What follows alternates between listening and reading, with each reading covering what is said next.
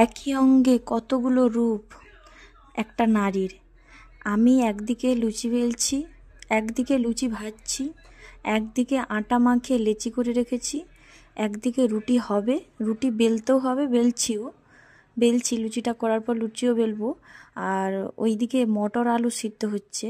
সব কাজগুলো একসাথে আমাকে মেনটেন করে করতে হচ্ছে।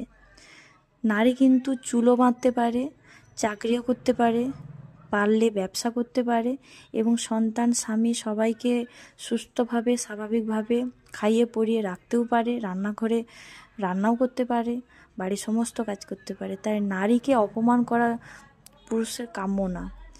ওহে পুরুষ, তুমি নারীকে যত্ন করো, নারী তোমাকে দ্বিগুণ ফিরিয়ে দেবে। নারী যদি মনে করে 1 থেকে 100 করে দেবে। তাই পুরুষ, তোমার যত্নে নারী পরিপূর্ণ তৈরি একটা সৃষ্টি হবে নারী হিসাবে, সংসারটা সুখের হবে।